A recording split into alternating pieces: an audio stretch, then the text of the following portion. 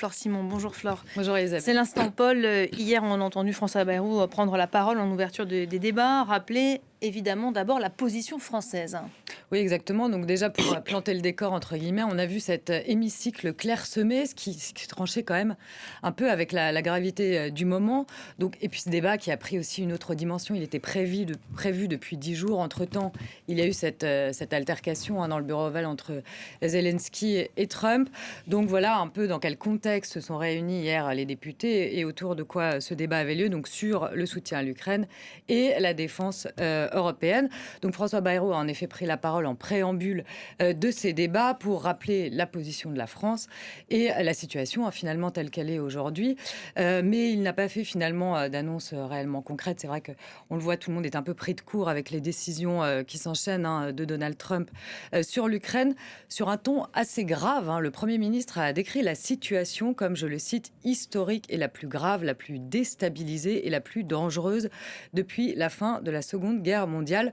Le Premier ministre qui s'en est particulièrement pris à Donald Trump. Écoutez-le. Nous avons basculé dans un autre monde. Beaucoup sont sans voix tant le choc est violent. Beaucoup se trouvent démunis tant tous les dispositifs que nous avions inventés et mis en place se voient démantelés.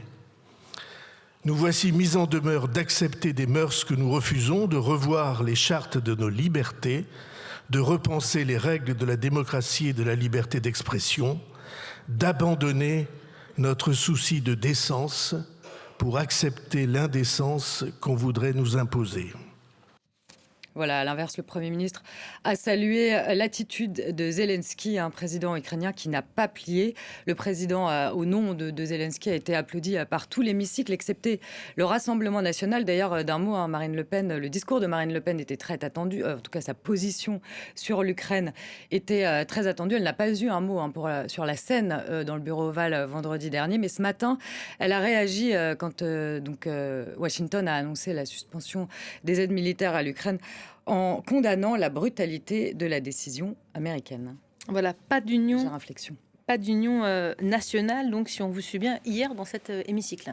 Oui, finalement, il y avait un peu deux visions dans cet hémicycle.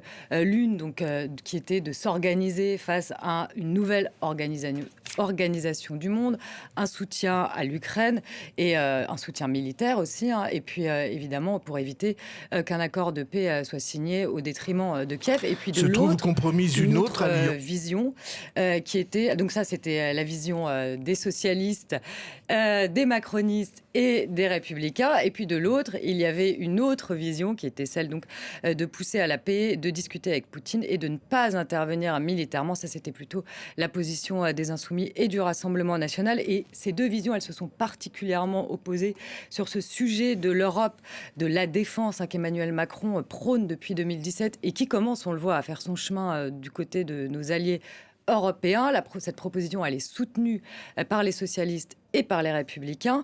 D'ailleurs, François Bayrou, hier, comme pour, je ne sais pas comment dire, donner un peu de courage aux députés, en tout cas une note positive, a rappelé en chiffres ce que l'Europe pèse 2,5 millions de soldats, soit 25% de plus que la Russie, 3 000 avions de combat, 2 fois plus que les États-Unis. C'est ce qu'a dit hier le Premier ministre. Alors Marine Le Pen, qu'on attendait, bien sûr, je vous le disais là-dessus. Elle est sur un fil concernant cette question de l'Ukraine. Elle a dit que la France avait bien fait de soutenir l'Ukraine, tout en disant il aurait fallu continuer à discuter avec Poutine.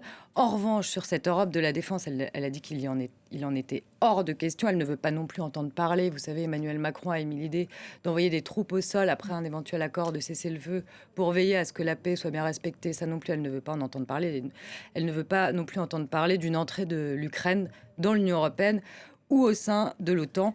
Et la chef de file, elle a d'ailleurs largement attaqué le chef de l'État en première opposante sur donc sa politique qu'elle estime être une politique de gribouille peu lisible. Marine Le Pen, elle est quand même elle ne voulait pas se faire taxer de pro-russe, donc elle était quand même un peu hier sur un fil, puisque c'est vrai que d'un point de vue idéologique, le Rassemblement national rejoint parfois l'idéologie de Donald Trump. Voilà, en tout cas, on aura bien compris qu'il faut booster les investissements dans le secteur de la défense, les dépenses militaires qui devraient donc augmenter plus vite que prévu. A priori, oui. C'est en tout cas ce qu'a annoncé ce matin le ministre de l'économie, Éric Lombard. Il a estimé que la France devait passer en économie de guerre. Enfin, lui, il dit en économie de paix, d'ailleurs, en disant, vous voyez, tous les Européens le font. Écoutez, Éric Lombard, c'était ce matin. Il faudra aller plus vite et plus fort. Quel montant et quel délai, ça fait l'objet de discussions qui seront évidemment tranchées par le président de la République. Mais il ne faut pas se le cacher. Nous devrons faire plus d'efforts parce que pour nous protéger, pour bâtir cette économie en faveur de la paix et renforcer la défense dans un modèle européen, nous allons devoir dépenser plus d'argent public. Et donc, effectivement, ça imposera plus d'efforts. Alors, plus d'efforts, hein, qu'est-ce que ça veut dire? En tout cas, on a l'impression que le gouvernement prépare les esprits. Évidemment, la France est dans une situation budgétaire assez inquiétante, hein. On frôle les 6% du PIB. Aujourd'hui, pour ce qui est des dépenses de défense, la France dépense donc 2% de son Ça va devenir comique. PIB. On entend toujours la perceuse, hein, pardon, mais... Macron appelle à augmenter donc ses dépenses à 3,5% du PIB, ce qui est assez conséquent. Le problème, c'est comment trouver cet argent, encore une fois, à un moment où le déficit public est énorme. Le ministre de l'économie l'a dit ce matin, il ne veut pas raboter sur les autres ministères, donc il va falloir se poser la question. Et puis juste, qu'est-ce que ça veut dire concrètement être en économie de guerre? Ça veut dire mobiliser les industries nationales, par exemple les constructeurs automobiles fabriqueraient des véhicules militaires. Il faut aussi mobiliser des fonds privés, en tout cas essayer. Et puis, comme le disait Bruno, hein, éventuellement sortir les dépenses de défense du calcul des déficits publics.